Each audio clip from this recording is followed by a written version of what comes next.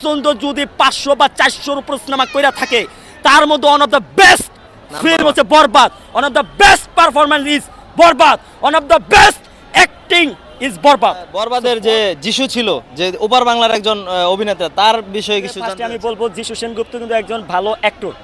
উনি যে ভালো অভিনেতা না তা না, কিন্তু উনি কলকাতা বা হচ্ছে বলিউড বলেন সাউথে বলেন অনেক সিনেমা অভিনয় করেছেন, বাট ওনার যে একটা স্টারডোম আছে ওই স্টারডোমটা ওইরকমভাবে ক্যারি করতে পারে নাই বা ওইরকম মানে ওনার ফ্যান পেজও নাই। আমি ছোট করে বলতেছি না, কিন্তু আমি নিজেও ওনার সিনেমা দেখতাম, এমনকি আমি এই সিনেমা হলো একটা সিনেমা দেখছিলাম কলকাতার যিশু পাগলা, জিও পাগলা, আপনারা হয়তো বা জানেন তার জন্যই। তো যিশুকেও অনেক আমি ছোটবেলা থেকে দেখি, কলকাতার ফিল্মগুলো দেখি, কিন্তু একটা কথা আমি বলতে চাই যে যিশু এত বছরের সাধনা করে, এত বছরের ভালো অভিনয় করে দর্শকদের কাছ থেকে মানে ভালোবাসা ছাড়া ওই আর কিছুই পাই না।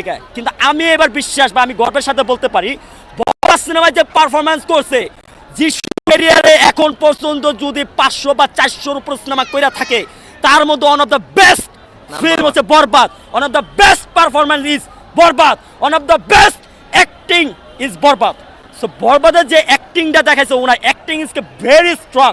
সো আমি যখন বরবাদে আমি শুনলাম যে ও মাই গড ওনাকে নেওয়ার কারণ আজকে বিকজ একটু কয়েকদিন আগে আমরা দেবের সাথে হচ্ছে খেল মুভি দেখলাম, মানে ভালো করছে, বাট হচ্ছে এক যিশুতেই যদি সব জায়গায় নেয় তাহলে তো আসক্ত এগুলো বিষাক্ত হয়ে যাবো।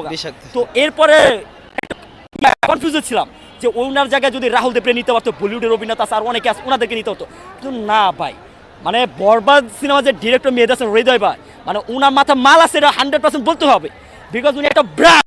এবং বরবাদ সিনেমা দেখা দিয়েছে এক একটা অ্যাক্টরকে, এক একটা অ্যাক্ট্রেসকে, স্পেশালি যিশুকে, যে যিশু একটা ব্র্যান্ড।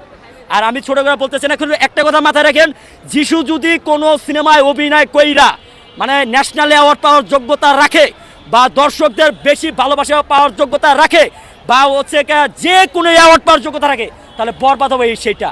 এবং আমিও বাংলাদেশের যারা হচ্ছে সরকারি অ্যাওয়ার্ড দেয় তাদেরকে একটাই রিকোয়েস্ট করবো, দয়া করে আপনারা সবাই বরবাদ সিনেমা যা দেখা যিশুর সম্পর্কে বিবেচনা করুন না, ওনারাও বলতে বাধ্য হবে ইয়াস যিশু পারফরম্যান্স বেস্ট ছিল।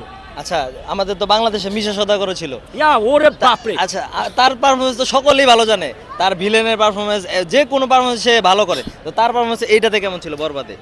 বরবাদে তো উনার নিচে এটা তো আমি বিরক্ত ছিলাম, বাট হচ্ছে সিনেমা দেখার পরে আমাকে যেটা মনে হচ্ছে না একদম ঠিকঠাক। বাংলাদেশের সিনেমা মানেই তো মিশা সওদাগর, সাকিব খান, ওই ডন আর শিবা শানু এগুলো থাকবেই। বাট এখন অনেক আপডেট হয়েছে, নিউ জেনারেশন, আমাদের জেনারেশন হচ্ছে আমরা চাই ভালো গল্প।